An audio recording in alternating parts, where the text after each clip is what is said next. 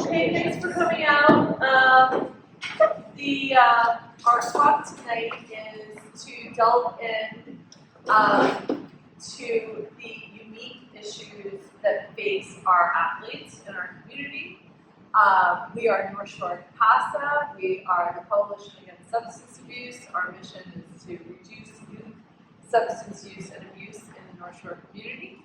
And so to that end, we want to talk about the unique mental struggles that our athletes face, as well as the physical challenges that our athletes can face post-injury that can, sometimes result in not required, but suggested opioid use, and the unique challenges that can come from that. So to that end, I want to introduce our panel tonight. We have Kate Laco, sorry. Kate holds a master's in sports and exercise psychology and is a mental health performance consultant at Mental Flex, working under the supervision of Sienna Sylvester. She's also a collegiate lacrosse coach at Nowhere right now. Oh, okay, she has. Okay. There's some information about Mental Flex over the table if you're interested. We have Matthew Christis at the end of the table there, and he is a substance abuse counselor. He's a CASA, an author. His book is on the table as well if anybody wants to get that QR code, and a mental health advocate. He uses both professional and lived experience to speak on substance use, recovery, decision-making, and mental health.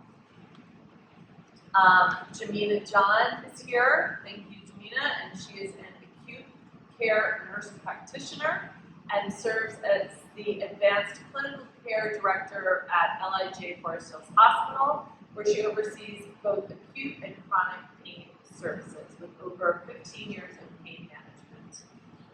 Then we have Mary Milan Carter here, and she is a board-certified adult nurse practitioner working with chronic pain patients since 1998.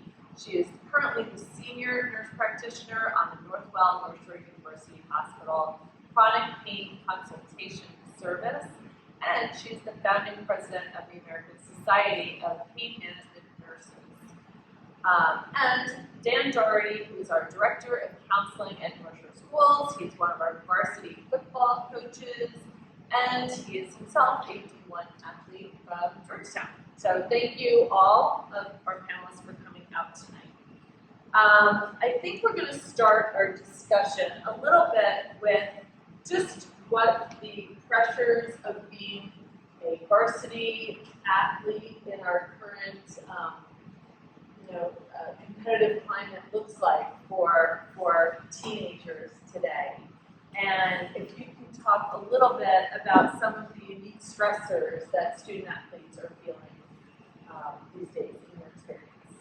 Yeah, so I think times have definitely changed. People are getting to schools earlier. You see it all through social media.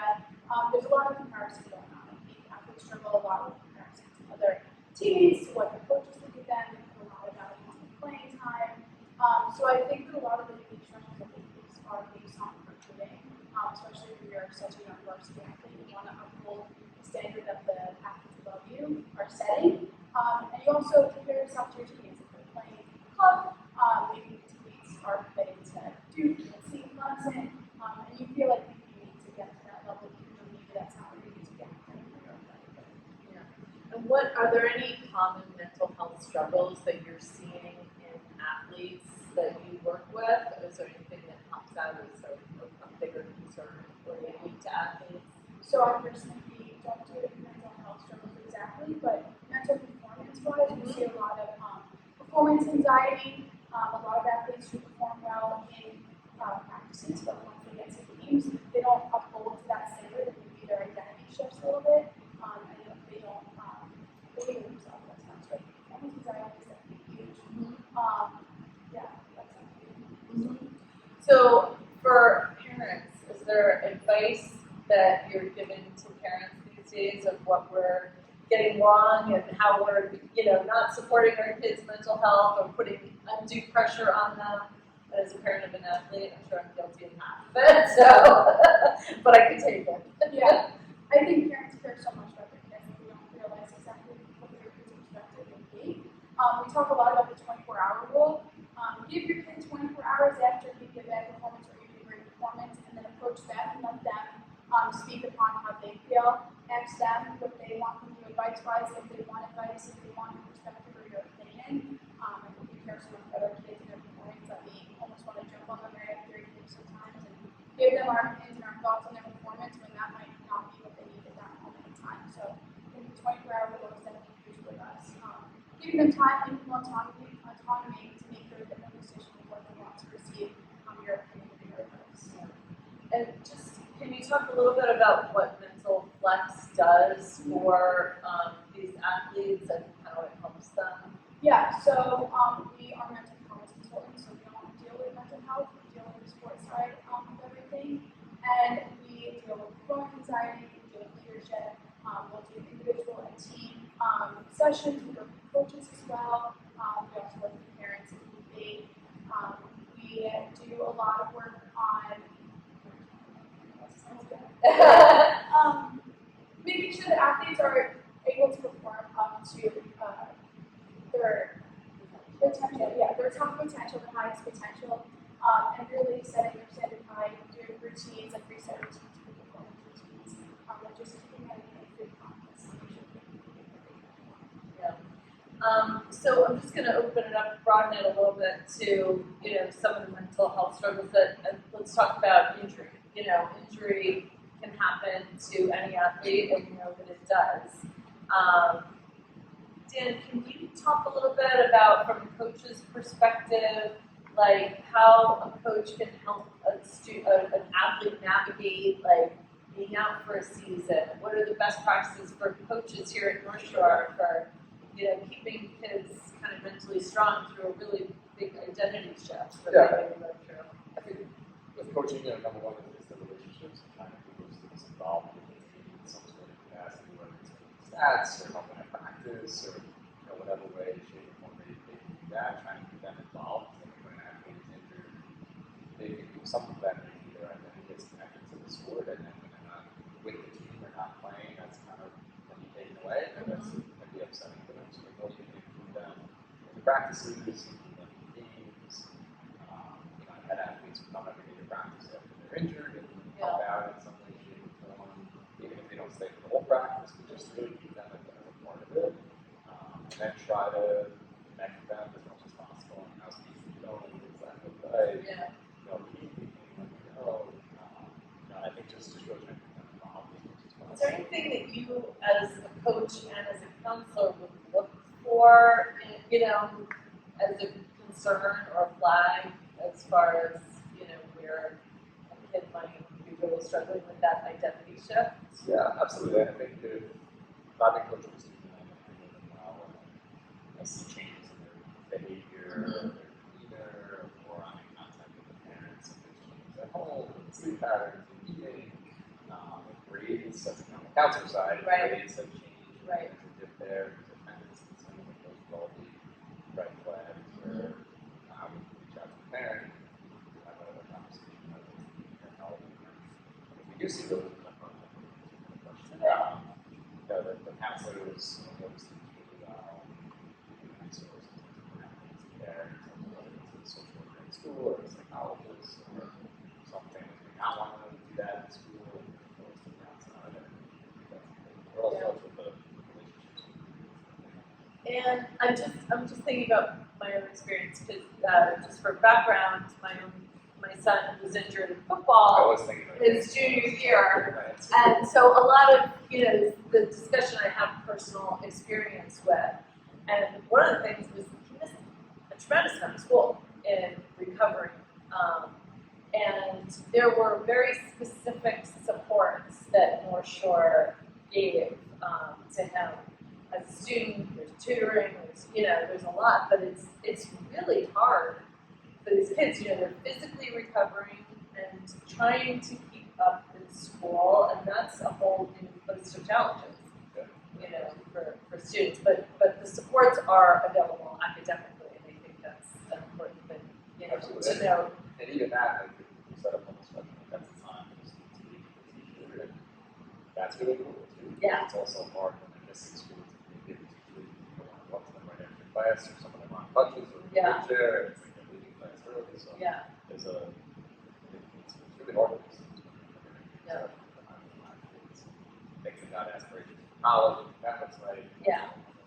And I'm gonna go more into the injury area in a second. But one of the things that we talked about was that you have some experience with the situation of D1 pressures and like how the recruiting process has changed Yeah. from maybe when you were heading to college. You're seeing like it's more pressure, it's more time. What is your experience with Yes, that? I came into some of it, like the process has changed so much. Here, but Yeah. it starts way earlier now in terms of like the pressure for 8th, 9th, 10th graders that are they're feeling like they're in like the time, and it's not false. Like some of them that is time when the recruiting conversations start, and 10th graders in the cross for feeling like that's really like they have to commit by September, in junior year. So the process has moved up, it's developmental, and they're still kids at that time. Yeah. Previously, it happened to be senior, later. So many things that we need to comparison, and everything is so public now in terms of even where they go to college, outside of sports, there's bed parties, Yeah. and the commits, which is great for them to get the recognition, but it leads to this comparison, this kind of But not everybody's gonna make it right, either. right. And I think the feeling that everyone has to do that. Yeah. To be successful, you have to get recruited to be a good athlete, not from college. Yeah.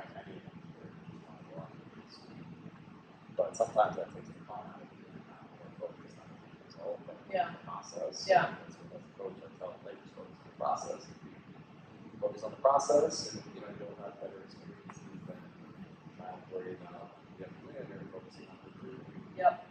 But the process has gotten really easier. Then there's added layers of the transfer portal and NIL. D1 coaches and not recruiting in high school. So there is real pressure. Mhm. It's a parent piece also. I was gonna say, is there anything specifically advice for parents? Is there any advice for parents? I would imagine, and I think we've all seen it, in various ways, friends, relatives, whatever, that, there's a lot of pressure to move these kids forward through sports, that maybe it's not appropriate for their level, getting into travel sports, taking up the whole summer, things that, I don't know, are there any takeaways from your experiences that you would, give to parents as far as like helping to keep things a little calmer, a little more in perspective? Anything that you would add to that discussion? Yeah, I mean, I think taking a pulse from the player, if they're still into it, are they the ones that Who's pushing for this? Yeah. Yeah. Like you're going to play this team because Yeah. I enjoy watching you play this team, and that's what I think you should do. Yeah. And I'm guilty of it with the thing about Yeah. playing 3 travel sports. And this year, I don't want to do soccer. Yes. Like, this is a lot, That is the Kind great of just advice. like Yeah. taking that pulse. Yes. Kind of Checking in. discipleship here is- Yeah. is And the athletic experience. I'll offer personal experience also because, for our son, like there was definitely some thinking about maybe him playing football in college and so when he got injured, we had a lot of talks about does he do a post-grad year, and he said, no, absolutely not. That's not what I want to do. And we hashed it out as a family, we talked about it, and we were surprised because we thought he was so focused, but there was something about the experience that kind of put things into perspective for him, and I think we really tried to listen, take his lead, and I'm glad that we did. I'm glad that we did. It's context, like when they get older, I think it's different. Like Yeah. I'm a 5-year-old who Yeah. just wants to play with them. But no, they need to go play sports. Right. Right, As absolutely. they get older, they Yeah. Well, all good advice. All good advice. I just want to move into the topic of injury now because that's a big part of why we're here. Is keeping our athletes safe. from, what can happen post-injury.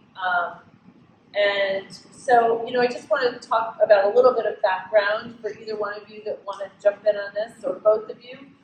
How do you think that the medical profession has adjusted and the pain management area has adjusted to the realities of opioid addiction, to what we've seen historically, in the wake of so many years of over prescribing? What's your experience? I think in the last 2 decades, it's come more under control. When the CDC stepped in and did opioid prescribing guidelines, they were revised again in originally 2016. They revised them in 2022. And you're talking to 2 pain management providers who we are the safest providers you could go to because we are so strict. And we tell patients there's an end to this. If you need it for a week, 2 weeks, opioids, that's it. We monitor. There are risk mitigations that we use, like drug toxicologies. And if it's a younger person, and I still work outpatient too. I work with the neurosurgery group, and I've had younger teenagers, high school and college age kids that have been injured. A lot of gymnasts get injured, like unbelievable injuries in gymnastics.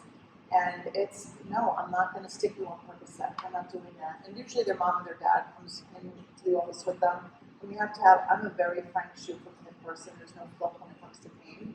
So to have a provider that can actually sit and talk to the parent and the child or young adult and say, this is not the right road for you, and we start them, if they need something for pain, on non-opioid options, so non-narcotic options. And there's a lot of them. We do use a lot of multimodal medications, and we usually start the old World Health Organization ladder. You start low, you go slow. We are lucky at this point. We're strict and we limit and we keep things under control. A lot of the other professions, the orthopedists who would just give, somebody 200 Percocet, or dentists, you come in, you have a root canal, here's 100 Percocet. Those days are gone. Yeah. But now these drug companies are actually formulating new medications that are approved for acute pain, for something like an injury, and they're short-term drugs and they're non-opioid. We have one right now, and I'm not pushing any drug company. I'm not here to do that, but we have an option. We hope there's going to be more, but it's the name is suzetrigine. And I don't want you to understand this. You don't have to understand this unless you're a medical person. It's not an opioid, it's a sodium channel blocker, so it works very different than opioids. There's no high, there's nothing, but it works phenomenal, and we both put patients on it. So that's a really good option, especially for a younger person. Some older people might have contraindications to it, but we try to keep it controlled with non-opioid options before we go to opioids. We don't want to introduce that, I could get higher up with this, or we could be in the pool and take a Percocet. So I'm just really curious, because in my experience with this, if we're going to share this with parents who might have this situation in the future. So we went to a hospital, we signed a bunch of papers, there was one page in the stack that talked about opioid addiction. It was kind of handed with a minimum of concern, you just sign off on it and move along to the next paper. So should a parent be saying, we want to speak to a pain management expert before they're even in that situation of going into surgery? Like, how should that be addressed? And in a hospital, we're lucky that And nobody gave us options. Our facilities have pain management providers, but there are some hospitals that don't have pain. Many do not have that. Okay. Within Northwell, Plainview doesn't have a pain management person there. Like Forest Hills, North Shore, LIJ, Syosset, Mather has pain teams where you can get really straight answers. But Yeah. But I do want to say, like Mary was saying, there's been a tremendous amount of work that's been done over the last couple of years. So, for example, I'm just going to ask you yeah. just a little louder Yes. for the video. I was thinking, Yeah. maybe that my voice is a little bit lower. But anyone that has DEA prescribing rights, which means that we can prescribe a scheduled drug, has to now go for 8-hour training. It's mandatory. And in that training, we learn how to manage pain. They know how to judiciously prescribe opioids. They know how to also manage people who have substance use disorders. So that's a requirement. So there's a lot more education. They also removed waivers where before, for us to treat people who had, or treat patients that needed medications to treat substance use disorder, it used to have this distinct flavor. They removed that, so now that virus can be easily prescribed as long as we get some education on that. Northwell and many other institutions have a lot of education programs for the providers. So you're now going to the school. So now when you're graduating from med school, you do 1 week of training specifically on opioid and pain management. So coming out the gate, we know how to appropriately manage patients. And so you don't necessarily have to have somebody that is an expert in pain management. Patients should be able to go to their doctor or their nurse practitioner or their PA and be able to ask those patient questions, and we should be able to answer them. So what risks, I mean, how do you guys see the risks of opioid use today versus, 10 years ago? Do the risks still exist? Just because they're not handing out 100 pills, what are the risks to, our kids who are coming out of surgery or just dealing with a serious injury? And how can parents help to mitigate those risks? So sobering statistics are, 14% of high school students have dabbled in opioid abuse, prescription opioid abuse. Up to 15% have dabbled in illicit drug use. And that personally drives me nuts because I have heroin addicts in the hospital that tell me there's no pure heroin on the street anymore. It's mixed, it's all fentanyl. And fentanyl is killing heroin addicts. It's too strong for them. And it's illicit, there's garbage in it, it's mixed with, if you've never heard of xylazine, it's a veterinary medicine that's used mostly as a muscle relaxer, but that's like people you see frozen on the street. They're kind of like, it's called shrank, and they skin pop it, and there's another veterinary medicine that I can't remember the name of it for the life of me right now, but it's scary, and it's mixed in there, so even if they're buying marijuana on the street, it could be mixed in. I've had patients that they smoke pot, there's fentanyl in their urine drug toxicologies, which is another one of our great tools. But just that education, like you don't know, you're buying Vicodin on the internet, you don't know what you're buying. It could be arsenic in a capsule. And then just for parents to know this and have that conversation with their, tween or teen, especially if there's other risk factors. And I have to read off this article. I was talking to Janine about this before. This is from the CDC. They did a youth risk behavior survey, and this was data they compiled from 2011 to 2021.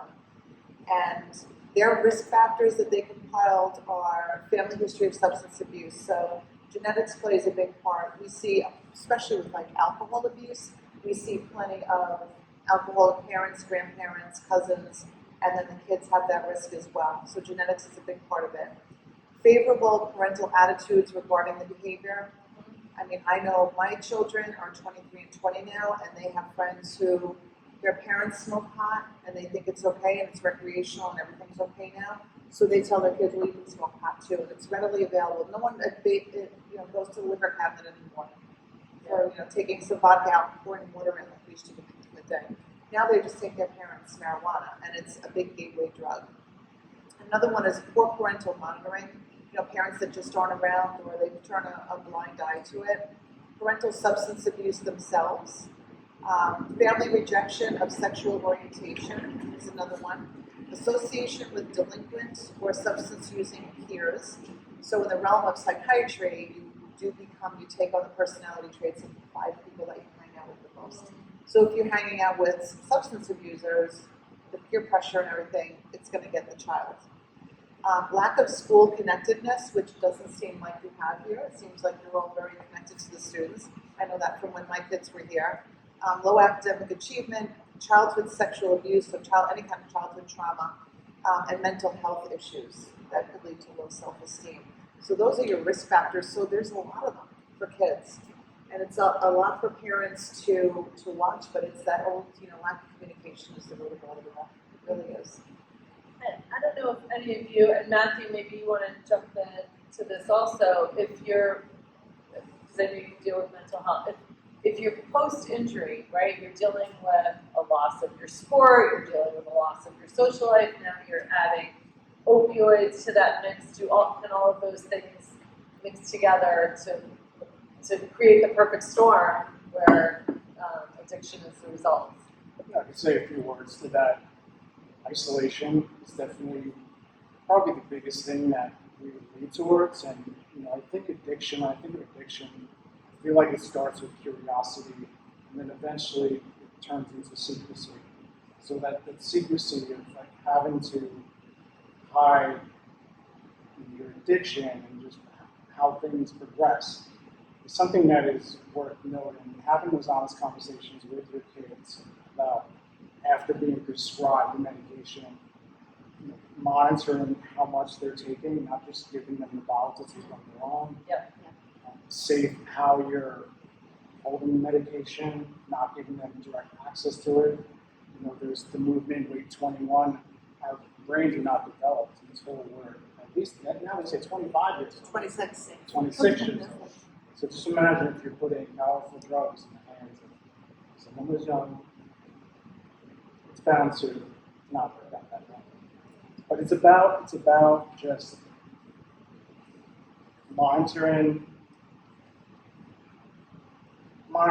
assessing where they're at for that moment. Like if they're in pain, I'm not a doctor. If they're in pain, I'm sure there's a certain way to go about that. But I have my own history with this, and looking back, I would say if I had the awareness and if I had the support that seems like it's prevalent today, if I would have known to be able to reach out when I was going through my own stuff, that would have helped me a lot.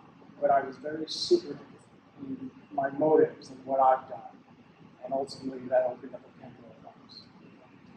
I do want to share that as a provider, it is our duty, right, to screen and ask these questions. To say, hey, is an opioid the right choice for this patient or, the patient in front of me? We have tools that says, it's family history, a lot of things that Mary just went over to know this might be a high risk, but they're going to use it.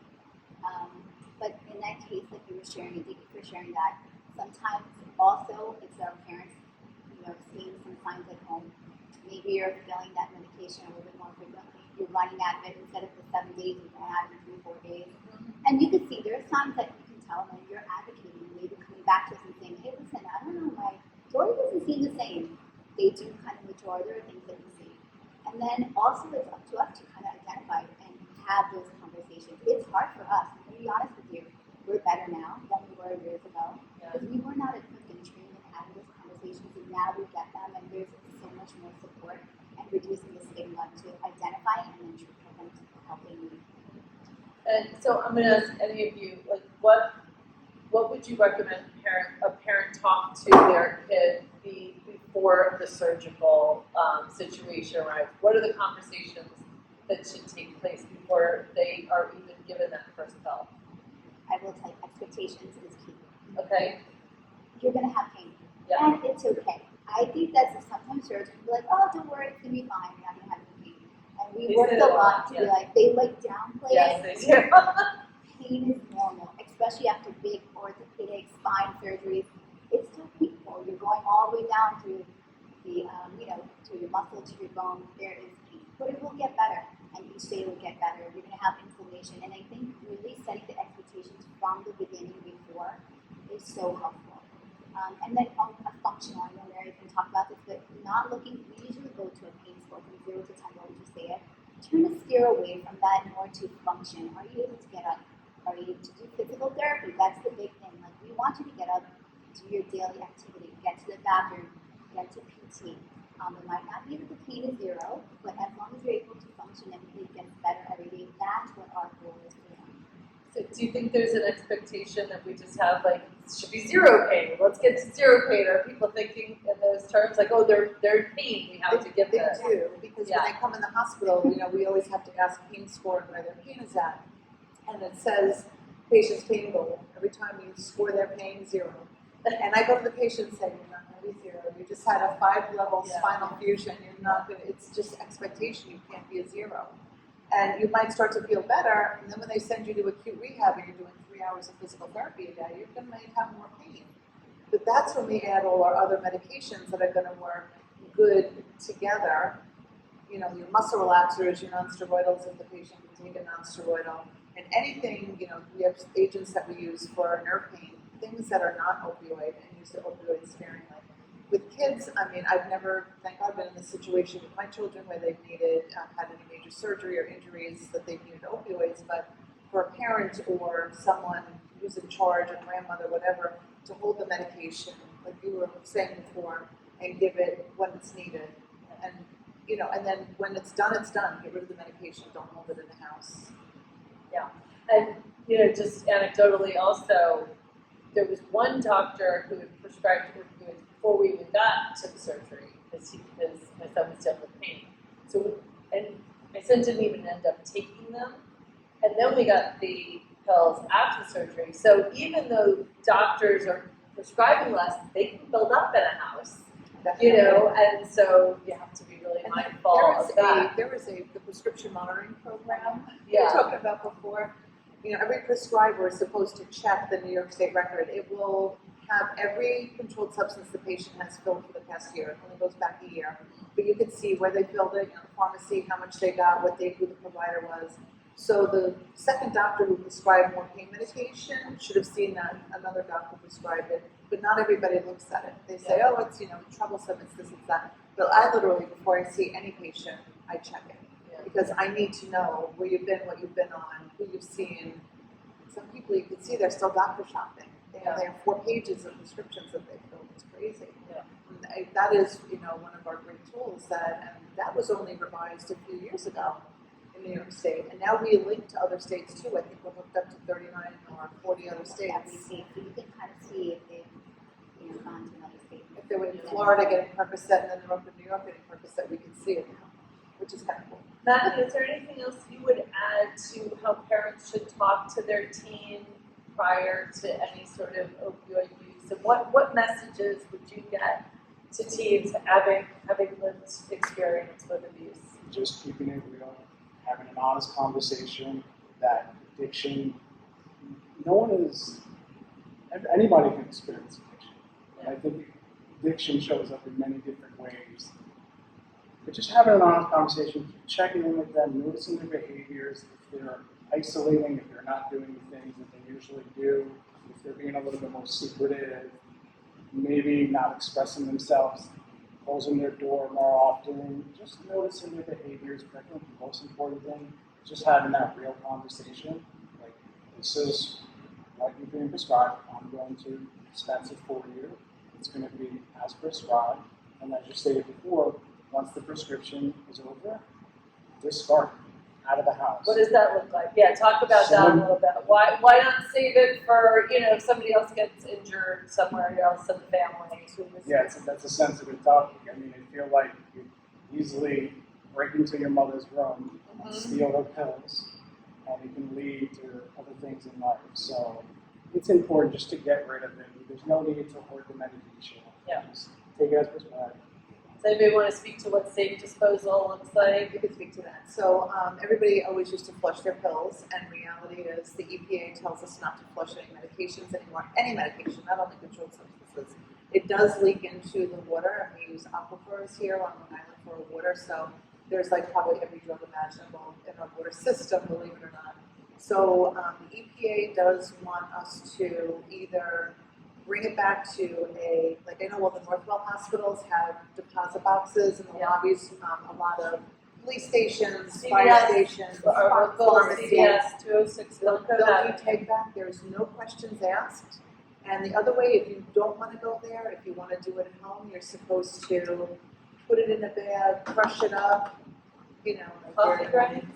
put it in coffee grinds or used cat litter or something disgusting. And I tell patients, peel your labels off of your medicine bottles, so the medicine bottles have separate and the labels separate somewhere else. So if someone's peeking in your garbage and they're like, oh, there's Percocet in this house, let's go break in. I also have patients who are on chronic opioid therapy for one reason or another, maybe they're cancer patients or whatever, but we always tell them that they have to store their medication in a safe place. So we do suggest safes, and not a lot of people have safes, so it just has to be in a safe place in the house where no one could get into it. You know, I had a patient who, it was an older patient, but she moved back into her daughter's house to a room that she had used to occupy, with the bathroom she used to occupy, and her daughter left her medications in there, not realizing she didn't take them out. and her mother went in there and took her, I think it was oxycodone and overdose. So she's okay. She lived, but it was an honest mistake. Maybe she didn't read the label, she didn't know. So that can happen very easily with a teen or tween, I do want to share one thing we didn't talk about is tapering. Yeah. So like we were talking about, I think, with your son. Yes. But if he got that, just say he was taking some medication beforehand, before the surgery, and then now he had surgery and he's taking the opioids for like 2-3 weeks, maybe a month, you can't stop it, just cold turkey. Because there is physical dependence. It is separate from addiction. How long does it take to become physically dependent on Yeah, opioids? it really depends on the duration, like what type of medication you're taking, the dosage. But I would say typically after a week, there is some physical dependency. So you can That's see. very short. That's Yeah, what most of the literature says. yeah, a week. that's Very short. I think people would be really surprised to know that. Right, and so if you do that, you feel terrible. It's like a withdrawal. Some people will feel like the flu. You don't feel good, and then you know what? You're like, I don't want this feeling, and then they start to seek other things. So I think it's really important to understand you have to taper down. You have to come off it slowly. We should be educating that because sometimes that doesn't happen. Actually, that does not happen often, and that's something that we need to do better about. Nobody spoke, we did not use them in the house for very long. It was quick. And I had a willing participant to get off of them as quickly as possible.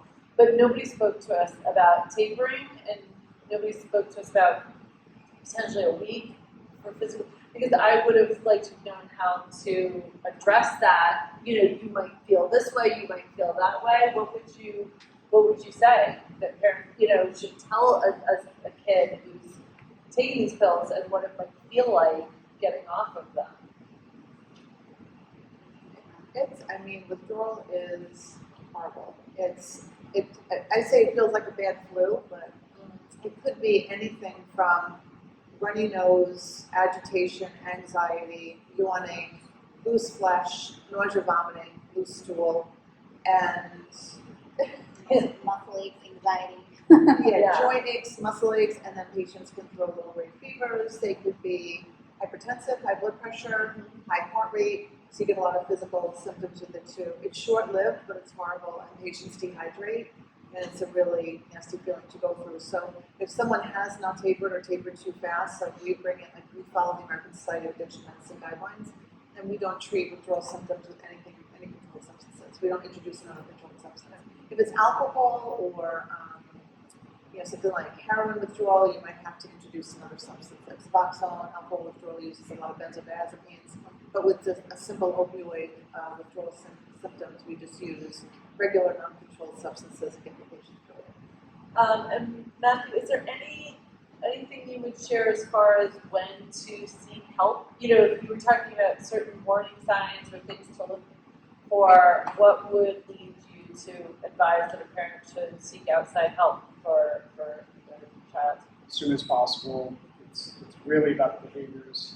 When they start isolating, they start not doing the things that they used to do, things that they used to really find pleasure in, they're kind of just drawn back a little bit. There's also the physical aspect. I think you can just tell when someone is feeling flushed or just feeling off. The emotional side. So I think there's a variety of symptoms, not one specific, but just them not being themselves. Is really what I'd say. I'm going to see if there's any questions from the audience, but if there's anything that I didn't ask that you think we want to share that I didn't cover, just open that up if there's any message. I just wanted to go back to the really briefly to the brain doesn't stop developing or finish developing until you're 26 years old. So I'm a medical marijuana provider, and it does have its place with certain patients. And I've had 20-year-olds come in and say, "Oh, I need medical marijuana." I'm like, "No, you don't," because your brain's not even developed, and we don't want to introduce that marijuana at this end. Like I said, I have daughters who have friends that smoke and been smoking since high school, and I think it's a really slippery slope. Until your brain is developed, you don't have judgment, impulse control, or decision-making capability. So if a child starts smoking marijuana or ingesting any kind of THC, 16, 17, 18 years old, they're just going to want more and more. And I got to say, my daughter who's in college, her roommate who's a nursing student, started smoking pot every day. And she just turned 21, and I could see the change in her. and I only see her twice a year, and I pulled my daughter aside and go, what's going on? She goes, I know we've talked to her, and she just won't stop. I'm like, maybe next one to her mom when she comes up. It's really sad, and I just see her going downhill, and she's trying to get through nursing school. So, if in medical marijuana for a child, I always say that, I say child, but they're young adults, I always say until they're 26. Do you have any questions? First, I want to thank everyone for attending this panel. I know the room is particularly full, but we're certainly going to make good use of the footage that we're getting. So, in the context of having a discussion with your child after being prescribed medication, not before surgery, but after he's been prescribed medication and after he or she has begun taking it, I'm just curious what that conversation looks like. And I ask mostly because I very distinctly recall being prescribed an opiate as an adolescent, and what my parents asked me maybe were good questions, but not necessarily the right questions. They asked, are you in pain?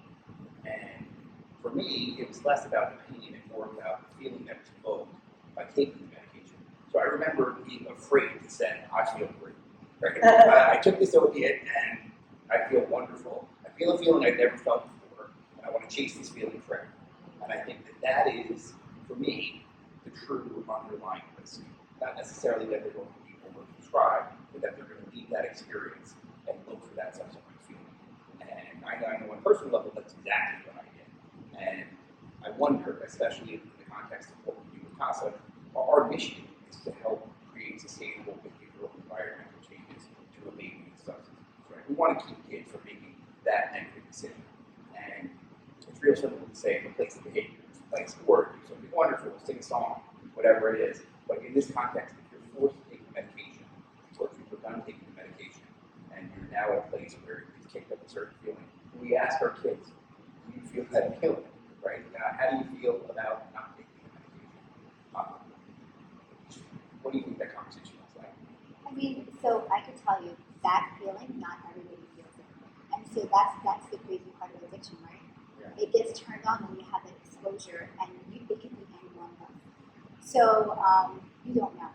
I think it also depends on your relationship with your child. If you feel that comfortable to be like, listen, you might have that feeling, and if you do, I'd love to include it, to tell that with me, because that could be just open up about the path that it can turn into dependency, addiction. It's opening this type of feeling that can be an area that can go down the wrong path. But it is interesting because it's not something we really discuss in the office setting. We do talk about addiction blendedly, but we don't talk about that feeling they get. But it is true. They get that sort of a high feeling, euphoria feeling, but not everyone gets it. It's a very small percentage of patients that actually feel that way. So you're right, we should be screening for that, but we can empower our patients and our parents to have that conversation to kind of open up. Or you might see that with your child. They may be doing really well and like doing great in physical therapy, but then they still are taking that medication every 4 hours. I think that's another thing. When you get the medication, say you can take it 4 times a day, it doesn't mean they should be taking it 4 times a day. Initially, first out, okay, but then they should start now moving on after 2-3 days to maybe 3 times a day to twice a day. So that's something that you should be monitoring how often they're taking it. That's tapering. And then that's the slow taper. And then you can kind of see how they are. But if you have that opportunity to talk to them about, hey, are you feeling that? And then you have that conversation with them, that's an amazing thing. And I would be frank, you have a good communication with your child and say, listen, you just had ACL reconstruction, you have 20 pain pills, and this has to last you. So we're only going to take it when absolutely necessary. And maybe we should say this for a half an hour before physical therapy, because you're going to need it. And then as you heal, you're not going to need it anymore. And that's like a tape also.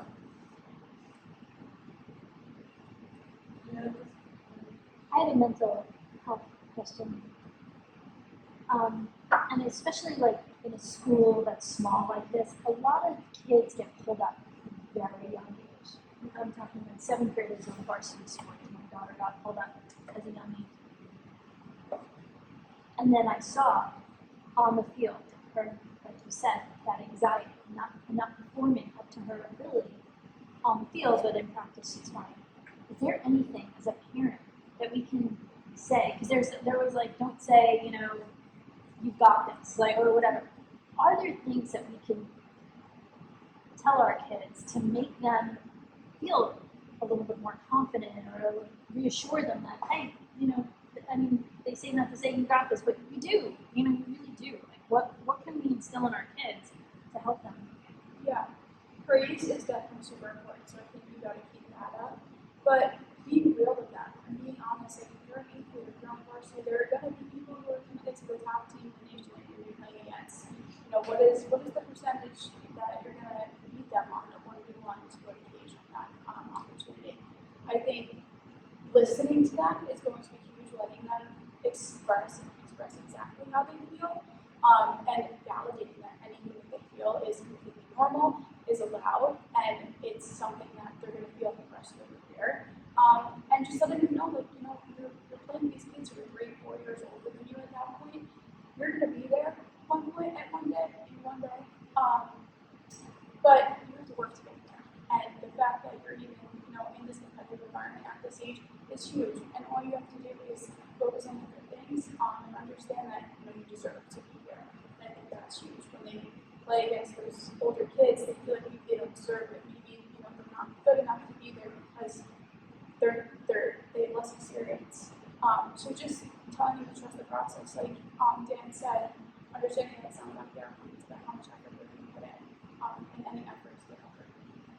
And what about, like, if you think, okay, you know what, I don't think you should do varsity, I think you should do JV, but they're like, no, mom, I got picked for this team and I want to do it, but you know they're going to be standing on the sidelines and it's going to bring their confidence down, or you know something is, like, you see so much more than they do. All they see is, oh, I got picked for varsity, this makes me feel good.